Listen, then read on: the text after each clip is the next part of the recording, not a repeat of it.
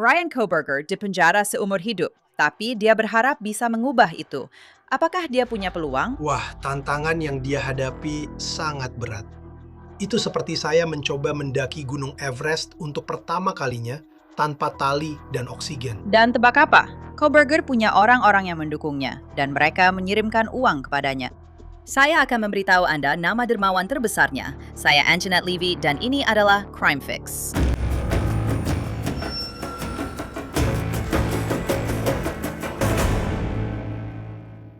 Brian Koberger sedang menjalani 4 hukuman seumur hidup. Dan Anda mungkin berpikir, setelah berdiri di pengadilan terbuka, mengangkat tangan kanannya, bersumpah untuk mengatakan yang sebenarnya, dan mengakui bahwa dia membunuh 4 mahasiswa Universitas Idaho, dia akan masuk penjara, dan Anda tidak akan pernah mendengar kabarnya lagi. Itulah harapan keluarga Maddie Mogen, Kelly Gonzalez, Ethan Chapin, dan Zana Coronado. Namun kenyataannya tidak seperti itu. Brian Koberger telah menunjukkan dengan jelas bahwa dia tidak akan hilang begitu saja, setidaknya tidak diam-diam. Banyak orang di seluruh negeri percaya bahwa Brian Koberger bersalah. Dia sendiri mengatakan bahwa dia bersalah. Namun sekarang, lebih dari setahun setelah Koberger dijatuhi hukuman 4 kali penjara seumur hidup, ditambah 10 tahun karena pembobolan, telah mengajukan petisi untuk upaya hukum pasca vonis ke pengadilan Kabupaten Ada. Koberger mengatakan dia dipaksa untuk mengaku dan janji-janji palsu dibuat oleh tim hukumnya. Dia mengklaim bahwa dia tidak diberitahu tentang bukti yang dapat membebaskannya. Sebuah klaim muncul bahwa Ethan Chapin memiliki helaian rambut yang belum teridentifikasi di tangannya. Namun apakah benda tersebut benar-benar rambut masih diperdebatkan. Koberger mengatakan bahwa pengacaranya memberitahunya bahwa dia pasti akan mendapatkan hukuman mati dan bahwa kondisi di blok hukuman mati sangat buruk. Koberger menulis, sebuah penyimpangan besar dan janji-janji tentang apa yang akan langsung didapatkan dari hukuman seumur hidup, serta gambaran yang sangat keliru tentang kondisi blok hukuman mati di Idaho, termasuk cerita yang rumit tentang pengalaman mengerikan penasihat hukum saat mengunjungi langsung sel hukuman mati berukuran 8x8. Semua disampaikan kepada pemohon dan keluarganya, diduga oleh otoritas pemasyarakatan Idaho melalui penasehat hukum. Dengan demikian, membentuk ancaman dan janji yang dibuat untuk mendorong adanya kesepakatan pengakuan bersalah. Brian Koberger tiba di lembaga pemasyarakatan dengan keamanan maksimum di Idaho pada hari yang sama saat ia dijatuhi hukuman, 23 Juli 2025. Sejak saat itu, dia tetap di sana. Dia adalah narapidana nomor 163214. Dia menghabiskan waktunya 23 jam sehari sendirian di selnya. Dia telah mengajukan keluhan dengan mengklaim bahwa sesama narapidana melecehkannya, dan sejak dia tiba, dia telah menerima kiriman uang dari sejumlah orang. Penyumbang terbesarnya, ibunya, Mary Ann Koberger. Koberger telah meminta untuk melanjutkan petisi pasca vonis dengan rencana pembayaran sebagian. Dia melampirkan catatan keuangannya dari penjara ke dalam petisi tersebut. Catatan tersebut menunjukkan 6 orang menyetorkan uang ke akun koperasi Kiev miliknya dalam waktu seminggu setelah dia tiba di penjara. Ibunya, Marianne Koberger, melakukan setoran terbesar, yaitu $300. Bahkan, Ibu Koberger telah menyetorkan uang secara rutin. Selama bulan pertamanya di penjara, dia menyetorkan $700 ke dalam akun Koberger. Sejak dia di penjara, Ibu Brian Koberger telah menyetorkan lebih dari $9.200 ke akun koperasi miliknya. Apakah itu jumlah uang yang banyak? Menurut saya, itu memang terdengar banyak. Tapi kita akan membahas lebih lanjut tentang itu sebentar lagi. Sisa setoran berasal dari para pendukungnya. Total yang disetorkan ke akun Brian Koberger selama setahun terakhir adalah $10.812. Pengeluarannya berjumlah $10.635 dan 10 sen. Saldo miliknya awal bulan ini adalah $177 dan 3 sen. Sekarang itu mungkin belum termasuk 20% yang diambil negara untuk restitusi bagi para korban. Jadi apa yang bisa dibeli Koberger? Situs web penjara menyatakan bahwa penghuni yang ditempatkan di penjara dan pusat kerja komunitas Departemen Pemasyarakatan Idaho dapat membeli produk kebersihan tambahan, makanan, elektronik, dan pakaian melalui koperasi penjara. Barang-barang koperasi penjara disediakan melalui kontrak dengan Kiev Commissary Network. Setiap fasilitas memiliki kemampuan untuk menyesuaikan menu koperasi mereka agar sesuai dengan tingkat pengamanan penghuninya. Penghuni dapat memesan produk setiap minggu menggunakan akun mereka. Pesanan dikirimkan setiap minggu di setiap fasilitas. Jadi, Anda mungkin bertanya-tanya, apa saja yang ditawarkan oleh Kiev Commissary? Produk apa saja? Situs web Kiev Group menunjukkan bahwa mereka menawarkan sejumlah produk, termasuk produk perawatan kulit dan rambut, vitamin, deodoran, pasta gigi, dan suplemen. Ada juga pilihan pakaian, seperti celana jeans, kemeja, celana pendek, pakaian olahraga, pakaian dalam, sepatu dan sepatu bot, lalu televisi, mesin tik, pemutar CD, radio portabel, dan headphone, dan kipas angin. Makanan ringan juga tersedia. Jadi, untuk menelusuri catatan tentang keuangan Brian Koberger di penjara, Saya ingin mengundang Dr. Dwayne Hendricks. Beliau adalah mantan kepala penjara federal. Jadi beliau bisa melihat data ini bersama saya dan benar-benar menjelaskannya untuk kita. Dr. Hendricks, terima kasih banyak sudah hadir. Terima kasih sudah mengundang saya, Angela. Anda selalu senang bisa bersama Anda. Ya, saya juga. Mari kita bicarakan sedikit tentang ini. Saya terkejut ketika melihat jumlah uang yang telah disetorkan ke akun kantin penjara Brian Koberger sejak dia di penjara. Sekarang sudah lebih dari $10.000 dan itu baru tahun pertama. Tahun. Dan kemudian dia sudah menghabiskan sebagian besar uang itu. Maksud saya, menurut catatan yang kami lihat, dia hanya punya $177 tersisa. Apakah jumlah uang itu lebih dari $10.000? Apakah itu jumlah uang yang banyak untuk disetorkan ke salah satu akun ini dalam 1 tahun? Ya, ya dan tidak. Sekali lagi, itu tergantung pada narapidana, situasi keuangan mereka sebelum mereka dipenjara, dan juga keluarga, teman, serta para pendukung yang mendukung individu yang ada di balik jeruji. Jadi saya bisa katakan, rata-rata di sistem federal, jumlah rata-rata uang narapidana yang mungkin dimiliki narapidana akan kurang dari $500 kapan saja. Dan itu bahkan sudah termasuk jumlah uang yang mereka hasilkan dari bekerja di fasilitas tersebut. Dan sebagian besar narapidana mungkin hanya menghasilkan, Anda tahu, 30-40 sen per jam, tergantung pada jenis pekerjaan yang mereka lakukan. Jadi setoran $10.000 untuk narapidana tertentu ini cukup tinggi karena biasanya seperti yang saya katakan sebagian besar narapidana Anda tahu biasanya hanya memiliki sekitar $500 di akun mereka kapan saja. Dan alasan mengapa narapidana berusaha untuk tidak memiliki banyak uang di akun mereka adalah karena jika mereka memiliki denda tinggi, restitusi, dan biaya pengadilan yang harus mereka bayar. Karena semakin banyak uang yang mereka miliki di akun mereka, semakin banyak uang yang akan diambil untuk membayar denda dan biaya restitusi tersebut. Dan negara memang mengambil sebagian dari uang kantin narapidana untuk restitusi. Ya, seharusnya sekitar 20-25% setahu saya. Itu kebijakan mereka. Dan biasanya narapidana akan membuat rencana pembayaran dengan konselor atau manajer kasus mereka untuk memastikan bahwa dana tersebut diambil kapan saja. Karena saya bisa bilang, narapidana akan sangat marah jika mereka benar-benar mendapatkan, katakanlah, sejumlah besar uang sekaligus di akun mereka. Lalu mereka akan kembali dan berkata, "Hey, seseorang mengirimkan saya, kamu tahu, $2.000. Kenapa kalian mengambil kamu tahu $200-400 dari akun saya?" Dan itu karena, hey, kamu sudah masuk dalam rencana pembayaran. Dan ketika dana ini masuk, dana itu langsung diambil. Jadi perhitungannya untuk 10.000, 20 dari 10.000. 10.000, 20, ya. Ya, $200. Jadi, kamu tahu, kalau kita hitung-hitung, aku rasa 10.000 itu belum memperhitungkan hal itu. Benar, tepat sekali. Dan kalau melihat catatannya, itu juga tidak benar-benar menunjukkan kamu tahu di mana, kamu tahu di mana dia sekarang dengan biaya pengadilan dan denda yang harus dia bayar. Dan selain itu, aku juga melihat petisinya, di mana dia bilang kalau dia tidak punya dana untuk membayar, karena sekarang dia hanya tersisa 177 di rekeningnya, di rekening komisari miliknya. Ini bahkan belum termasuk apapun yang digunakan untuk panggilan telepon dan kunjungan video juga. Jadi mungkin ada lebih banyak uang yang didonasikan untuk bukan hanya ibunya yang menyumbang. Dan saya memanggilnya ibu karena begitu dia menyimpannya di ponselnya. Ibu dan ayah. Mereka adalah tokoh sentral dalam hidupnya. Tapi ada orang lain yang juga menyumbang ke rekening kantin penjaranya. Ya, dan karena kasus ini sangat terkenal, saya tahu terkadang kita agak sulit untuk mempercayai hal itu. Terutama seseorang yang telah divonis membunuh 4 mahasiswa dengan cara yang sangat kejam dan brutal.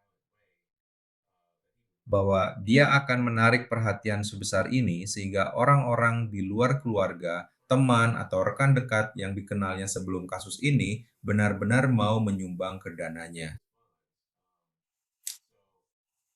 Jadi itu memang terjadi, jelas. Dan saya percaya bahwa Departemen Pemasyarakatan Idaho juga memantau siapa saja yang memberikan dana ke rekening masing-masing narapidana. Karena terkadang keluarga dan teman narapidana lain akan memasukkan uang ke rekening narapidana lain ketika ada utang yang harus ditagih, baik itu karena judi atau jenis pemerasan lainnya. Jadi saya yakin mereka memantau siapa saja orang-orang ini. Apakah mereka hanya penggemar? Apakah mereka hanya memberinya uang? Atau mereka juga memberikan uang kepada narapidana lain? Karena mereka bisa menggunakan informasi itu untuk mencoba mencari tahu. Apakah ada sesuatu yang mencurigakan terkait dana yang masuk ke para narapidana, terutama jika mereka mendanai rekening narapidana lain di fasilitas tersebut? Dan terakhir yang kami tahu, dia dikurung di selnya selama 23 jam sehari karena kamu tahu ada orang-orang yang mungkin ingin menyakitinya. Benar. Jadi dia hanya dapat waktu sekitar 1 jam menurutku di halaman. Kamu tahu setiap hari kalau dia mau. Dan kemudian dia harus dikawal ke area itu. Jadi kita tidak tahu seberapa banyak dia berbaur dengan narapidana lain, apakah dia sudah menjalin hubungan.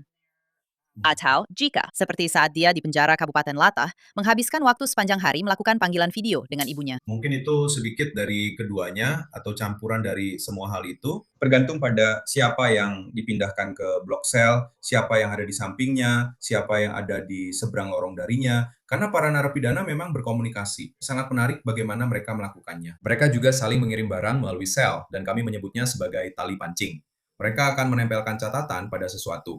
Dan ketika petugas tidak berada di blok, mereka akan menggesernya melintasi ruangan, melintasi blok. Lalu, para narapidana, kadang-kadang saat kamu masuk ke unit, kamu melihat orang ini sedang mencoba mengirim sesuatu ke orang lain. Dan kamu mengambil talinya, atau kamu mengambil catatannya, atau apapun yang mereka gunakan untuk berkomunikasi. Mereka juga berbicara melalui ventilasi. Jadi, saya tahu dari semua laporan bahwa dia sangat pendiam, kamu tahu, orang yang pendiam, tidak benar-benar berinteraksi dengan orang lain. Dan itu, jadi akan menarik untuk mengetahui apakah dia memang atau pernah berkomunikasi dengan narapidana lain di blok itu. Dan kemudian saat dia dikawal, narapidana dengan pengamanan maksimum, dia tidak akan hanya dikawal oleh 2 orang. Biasanya dibutuhkan 3 orang untuk membawanya ke area manapun. Jika dia misalnya harus mandi, jika kamar mandinya tidak ada di selnya, mereka harus membawanya ke sana. Atau membawanya ke perpustakaan hukum. Atau seperti yang kamu bilang, membawanya ke area rekreasi. Yang mungkin, kamu tahu, jaraknya kurang dari 10 atau 15 yard dari unit. Dia tidak akan pergi terlalu jauh untuk berolahraga, dan kemungkinan besar itu di semacam kandang besar, di mana dia bisa berlari dan mungkin melakukan sedikit senam. Tapi itu bukan lapangan rekreasi yang sebenarnya, karena ada banyak narapidana lain yang juga harus mendapatkan waktu rekreasi mereka. Brian Koberger memang punya pendukung. Dan saya juga agak penasaran, apakah ada orang yang mengirim uang ke ibunya, lalu ibunya menyalurkan uang itu ke dia juga? Ternyata memang ada. Ada halaman GoFundMe dan atau penggalangan dana online yang diorganisir untuk memberikan uang kepada Brian Koberger. Ya, dan itu memang bukan hal yang mustahil.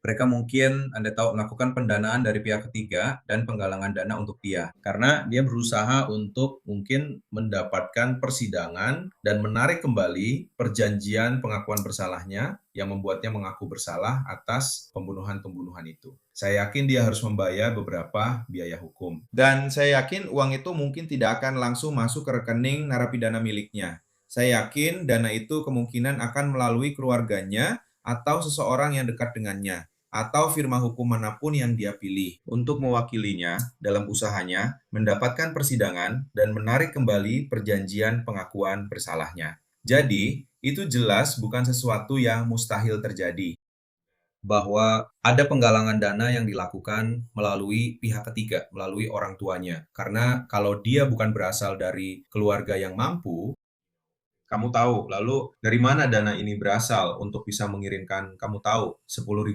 setahun? Saya bisa memberitahumu, tidak satu pun dari orang tua saya yang akan memberikan saya $10.000 di usia 31-32. Hanya karena kamu tahu, begitu saja. Akan menarik untuk melihat apakah kamu tahu ada beberapa sumber yang punya informasi terkait dari mana pendanaan ini berasal. Dari. Ya, tidak diragukan lagi. Tidak diragukan lagi. Aku tahu ada beberapa upaya online beberapa waktu lalu, dan ada satu akun. Aku baru-baru ini menemukan satu penggalangan dana online yang tidak memiliki kontribusi. Jadi itu cukup menarik. Kamu tahu, sepertinya dia bisa membeli sejumlah barang dari Komisari Kiev. Kamu tahu, Ada makanan laut. Itu mengejutkan buatku. Aku berpikir, makanan laut? Kamu pasti mengira itu akan cepat basi. Tapi dia seorang vegan. Ada camilan daging, makanan siap saji, kue dan biskuit, supramen, permen, produk keju. Ada barang elektronik yang bisa dibeli, banyak sekali barang. Jadi, apakah barang-barang itu cukup mahal di penjara? Dan apakah biayanya cepat bertambah? barang-barang itu sangat mahal di penjara dan biayanya memang cepat bertambah. Dan itulah sebabnya kita sedang melihat catatan ini.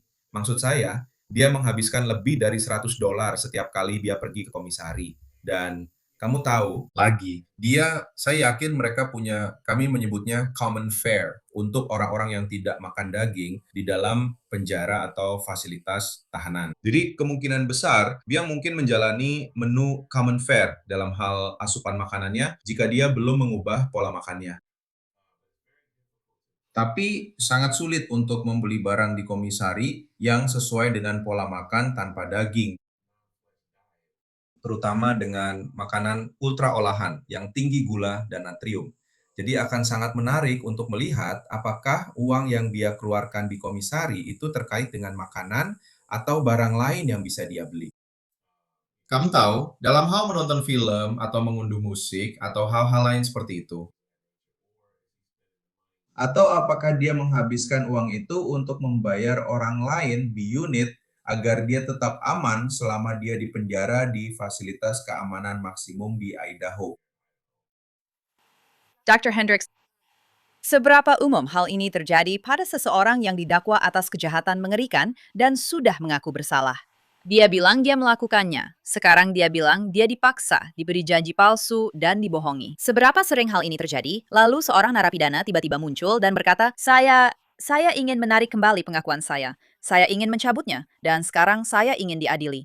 Apakah ini sering terjadi menurut pengalaman Anda? Sangat umum, dan saya tahu dia bukan kasus yang diurus secara khusus. Anda tahu, proses menjalani sistem peradilan. Jadi, saya hampir yakin bahwa bahkan ketika dia mengajukan pengakuan ini, dia sudah punya niat bahwa pada suatu saat dia akan mencoba mengajukan petisi. Saya bisa katakan sebagai seseorang yang pensiun dari Dinas Federal 3 tahun lalu, saya masih berurusan dengan berbagai petisi habeas dan masalah dari para narapidana. Dari berbagai macam masalah, apakah itu terkait dengan masa hukuman mereka, apakah itu terkait dengan upah mereka selama mereka bekerja, apakah itu terkait dengan, Anda tahu, masalah COVID, Anda tahu bagaimana kami mengoperasikan fasilitas kami selama waktu itu. Jadi ini sangat umum. Dan saya yakin staf hukum di institusi tersebut sepenuhnya sadar dengan apa yang dia coba lakukan, terutama ketika dia ingin mengakses perpustakaan hukum atau materi hukumnya. Mereka hanya perlu mengikuti proses dan prosedur mereka. Karena pada akhirnya, menurut saya, ini akan menjadi lebih dari sekedar dia mendapatkan sidang ulang, Anda tahu, dan mencabut pengakuannya. Saya juga percaya bahwa dia sedang mencoba melihat apakah staf di sana bisa melakukan kesalahan. Jadi dia bisa mengajukan petisi habeas corpus terhadap mereka dan terkait dengan proses ini. Jadi pada akhirnya dia bisa dipindahkan dari fasilitas keamanan maksimum itu atau ditempatkan di penjara di luar negara bagian Idaho. Dengan begitu, dia bisa lebih dekat dengan keluarga dan teman-temannya di negara bagian Pennsylvania. Jadi saya pikir dia punya rencana yang lebih besar di sini terkait dengan apa rencananya. Ini sangat menarik. Kamu menyebutkan kemungkinan pengajuan petisi habeas. Karena saya sudah mengatakan itu sejak awal, saya pikir dia akan mengajukan petisi habeas pada suatu waktu nanti, dan bahwa kita tidak akan. Ini bukan terakhir kalinya kita mendengar tentang dia saat dia mengaku bersalah. Jadi, apakah semua ini mungkin sedang meletakkan dasar bagi petisi habeas itu? Karena itu adalah jenis petisi yang berbeda dari sekedar upaya hukum pasca vonis. Ya, dia sedang mencari semacam celah hukum untuk bisa keluar dari fasilitas itu.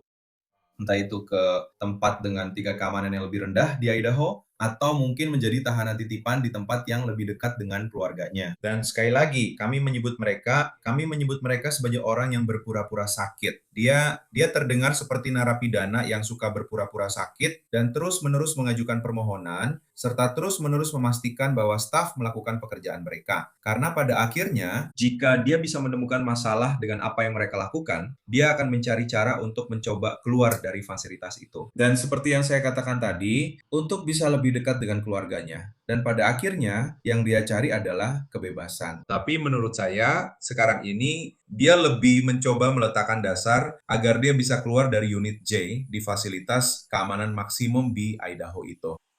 Ya, kita akan lihat bagaimana kelanjutannya. Saya rasa kita masih di langkah pertama, yaitu dengan permohonan upaya hukum pasca vonis ini. Mereka sudah menunjuk seorang pengacara untuknya, atau setidaknya hakim telah memerintahkan agar seorang pengacara ditunjuk. Jadi kita akan lihat bagaimana semua ini berkembang. Terima kasih banyak, Dr. Hendricks. Saya menghargainya, terima kasih sudah mengundang saya. Sekarang mari kita beralih ke David Singleton. Beliau adalah seorang pengacara yang telah banyak menangani perkara upaya hukum pasca vonis sebelumnya, dan beliau juga seorang profesor hukum di Universitas Distrik Columbia. Jadi David, terima kasih banyak sudah hadir. Antoinette, ini adalah suatu kehormatan bagi saya. Ya, sudah lama sekali. Memang Jadi, begitu. mari kita bicara sedikit tentang petisi Brian Kohberger untuk upaya hukum pasca vonis. Ini adalah pria yang masuk ke pengadilan dan mengatakan bahwa dia secara sukarela dan dengan sadar ya, melepaskan haknya untuk diadili. Dia setuju dengan ini. Dia melakukannya. Apa pendapatmu tentang dia yang sekarang mengajukan permohonan ini? Wah, apakah dia menghadapi tantangan berat? Itu seperti saya mencoba mendaki Gunung Everest untuk pertama kalinya tanpa tali dan oksigen. Itu benar-benar akan sangat sulit baginya. Dan alasannya adalah, sebelum hakim menerima pengakuannya, hakim melakukan apa yang kita sebut sebagai proses tanya-jawab sebelum pengakuan bersalah diterima. Dan disitulah hakim mengajukan banyak pertanyaan untuk menentukan apakah pengakuan tersebut diberikan secara sukarela dan dengan pemahaman penuh. Dan pada dasarnya, itu adalah cara bagi hakim untuk memastikan, jika boleh dikatakan, pengakuan tersebut benar-benar kuat. Agar pengakuan itu tidak rentan terhadap argumen di kemudian hari bahwa pengakuan tersebut tidak dilakukan secara sukarela. Jadi, tidak hanya hakim pertama-tama mengambil sumpah Tuan Kohberger untuk menjawab pertanyaan-pertanyaan ini. Tetapi hakim juga mengajukan banyak sekali pertanyaan seperti, apakah Anda puas dengan pengacara Anda? Apakah Anda puas dengan nasihat yang telah diberikan pengacara Anda kepada Anda? Jawaban untuk pertanyaan-pertanyaan itu adalah ya. Apakah ada yang memaksa Anda untuk mengaku bersalah? Jawabannya adalah tidak. Apakah ada yang menjanjikan sesuatu kepada Anda? Apapun selain yang tercantum dalam perjanjian pengakuan bersalah yang ditawarkan oleh pemerintah? Jawabannya adalah tidak. Jadi hakim dengan sangat hati-hati semacam menutup jalan bagi kemungkinan Mr. Kohberger untuk mundur dari perjanjian pengakuan bersalah di kemudian hari, seperti dengan mengatakan bahwa pengacaranya tidak efektif. Dia tidak puas dengan apa yang disarankan oleh pengacaranya, atau bahwa pengacaranya telah menjanjikan sesuatu kepadanya yang sekarang dia katakan tidak ditepati. Jadi pertanyaan-pertanyaan seperti itu akan sangat-sangat mempersulit Tuan Kohberger untuk menarik kembali pengakuannya. Kamu tahu, dia bilang bahwa pengacaranya, yang dia bilang luar biasa dan hebat, itu kata-kata saya parafrasekan. Kamu tahu, dalam tanya jawab itu, dia pada dasarnya mengatakan bahwa dia puas dengan pendampingan hukum mereka. Semua hal yang baru saja kamu bahas. Tapi dia bilang bahwa mereka pada dasarnya memaksanya. Kamu tahu, mereka bilang, kami pergi ke blok hukuman mati. Itu mengerikan. Kamu tahu, regu tembak sudah menunggumu. Kamu tahu, ini akan menjadi kemenangan hukum. Apakah dia punya sesuatu, kamu tahu, untuk dijadikan pegangan di sana? Karena pada dasarnya dia bilang dia dipaksa untuk berbohong dan mengaku secara palsu. Jadi dia bilang pengacaranya pada dasarnya berkata, kamu akan menghadapi regu tembak, kamu harus menerima kesepakatan ini. Ya. Pertama-tama, saya tidak tahu apa yang akan dikatakan para pengacara dalam hal bagaimana mereka menyampaikan nasihatnya. Tapi pengacara juga berperan sebagai penasihat. Dan bagian dari peran itu adalah memberitahu klien tentang kemungkinan konsekuensi dari pengakuan tersebut. Dan Anda tahu, tentu saja, jika Tuan Kohberger menjalani persidangan dan dinyatakan bersalah, sangat mungkin dia akan mendapatkan hukuman mati. itu adalah dakwaan yang ancamannya hukuman mati. Dan dalam kasus yang sangat terkenal seperti itu, saya akan sangat terkejut jika dia tidak mendapatkan hukuman mati jika dia dinyatakan bersalah setelah persidangan. Jadi menurut saya, ini sudah tepat untuk para pengacaranya. Sekali lagi, saya tidak tahu apa yang mereka katakan atau bagaimana mereka mengatakannya. Tetapi untuk memberitahunya apa yang akan dia hadapi jika dia tidak mengaku bersalah. Sekarang, itu tidak membuat pengakuan bersalah menjadi tidak sukarela. Itu maksud saya, selama tidak memaksa seseorang, Kamu tidak akan sampai pada titik di mana pengadilan akan mengatakan itu adalah pengakuan bersalah yang tidak sukarela, terutama ketika hakim bertanya, apakah ada yang memaksa Anda melakukan ini? Dan jawabannya adalah tidak. Benar. Satu hal yang sangat menarik bagi saya adalah kenyataan bahwa saya rasa ini bukan kejutan bagi siapapun yang mengikuti kasus ini dengan saksama. Maksud saya tidak terkejut dia melakukan ini. Saya sudah punya firasat kuat bahwa dia akan melakukan sesuatu seperti ini. Apakah ini membuat perjanjian pengakuan bersalahnya terancam? Karena sebagai bagian dari perjanjian itu, dia melepaskan semua hak banding. Jadi, apakah negara bagian bisa kembali dan berkata, begini kawan, kamu mau sidang pengadilan? Ayo lakukan saja, karena kamu baru saja melanggar syarat-syarat perjanjian itu. saya sangat meragukan negara bagian akan melakukan itu. Sekali lagi, saya bukan negara bagian Idaho, tapi saya rasa sebagian alasan di balik pengakuan bersalah itu sejak awal, dan saya sadar bahwa ada beberapa perbedaan pendapat di antara keluarga korban tentang hal ini. Tapi sebagian alasan melakukan ini adalah untuk menghindarkan setidaknya beberapa keluarga dari penderitaan harus menjalani persidangan dan mengingat kembali semua ini. Jadi menurut saya, yang akan kita lihat nanti, dan sekali lagi, saya bisa saja salah, Tapi saya rasa yang akan kita lihat adalah jaksa akan berkata, tidak, Tuan Koberger, Anda salah. Pengakuan bersalah ini tidak diberikan secara terpaksa, dan mereka akan, Anda tahu, menentang permohonan pencabutan pengakuan bersalah ini. Itu yang saya harapkan. Tapi apapun bisa terjadi. Jadi saya akan menunggu bersama Anda dan menyaksikannya. Ya, kita sedang menunggu dan menyaksikan. Dia sudah ditunjuk pengacaranya, atau setidaknya Hakim Hipler sudah menandatangani surat perintah yang mengatakan, Anda tahu, lembaga bantuan hukum yang ditunjuk pengadilan harus menugaskan pengacara untuknya. Jadi jika kasus ini sampai ke meja Anda, David Singleton, Anda sudah banyak menangani permohonan upaya hukum pasca vonis sebelumnya. Bagaimana Anda menangani ini? Ya, menurut saya Anda menanganinya dengan pertama-tama berbicara dengan klien Anda, dan berbicara dengan Tuan Koberger, dan mencari tahu, Anda tahu apa yang dia klaim telah dikatakan dengan lebih spesifik daripada apa yang dia tulis. dan kemudian Anda berbicara dengan para pengacara. Anda melakukan penyelidikan. Anda mencoba mencari tahu. Maksud saya, jika Anda adalah pengacara yang akan mewakili Tuan Koberger, Anda harus melakukan yang terbaik untuk mencapai apa yang menjadi tujuannya. Anda tahu, meskipun begitu, saya pikir ini akan menjadi jalan yang sulit baginya. Tetapi siapapun yang ditunjuk harus melakukan yang terbaik untuk menyelidiki apa tuduhannya, dan kemudian mencoba membantu jika memang ada dasarnya. Saya pernah meliput kasus di mana Anda bekerja untuk membebaskan orang-orang dari penjara yang dihukum dan mengatakan bahwa mereka dihukum secara salah dan mereka sebenarnya memang tidak bersalah. Apakah Anda pernah menangani kasus di mana seorang terdakwa membuat kesepakatan pengakuan bersalah karena mereka sangat takut akan mendapatkan hukuman mati? Karena ketegangan seputar kasus tersebut sangat tinggi, emosi sangat tinggi, dan ada ketakutan bahwa tidak akan pernah ada persidangan yang adil. Apakah Anda pernah menangani kasus di mana seorang terdakwa mengaku bersalah untuk menghindari hal itu, lalu kemudian permohonan upaya hukum pasca vonisnya dikabulkan? Ya, saya memang pernah menangani satu kasus di daerah yang dulu akrab bagi kita, Butler County, Ohio. Dan itu bukanlah kasus yang terkenal secara nasional. Tapi di Butler County sendiri, kasus itu cukup terkenal. Dan klien kami dibuat percaya bahwa dia akan mendapat hukuman mati. Pengacaranya sangat buruk dalam memberikan nasihat kepadanya. Dan kemudian, bertahun-tahun kemudian, kami mengajukan permohonan untuk menarik pengakuan bersalahnya setelah persidangan. Yang mana itu jauh lebih sulit, omong-omong, daripada meminta untuk menarik pengakuan sebelum vonis dijatuhkan. Kami sudah mengajukannya. Maaf, tadi saya bilang setelah persidangan. Kami mengajukan permohonan untuk menarik pengakuan bersalahnya setelah vonis dijatuhkan, karena penasihat hukumnya tidak memberikan pembelaan yang efektif, karena dia telah disesatkan tentang hukuman mati, yang seharusnya bisa diajukan tapi tidak dilakukan. Dan dia bisa mendapatkan sedikit keringanan karena penasihat hukumnya tidak memberikan pembelaan yang efektif. Jadi, bukan berarti itu tidak mungkin, hanya saja sulit. Dan itu adalah perjuangan yang berat dalam kasus itu. Dan kami tidak berhadapan dengan besarnya tuduhan yang dihadapi oleh Tuan Koberger.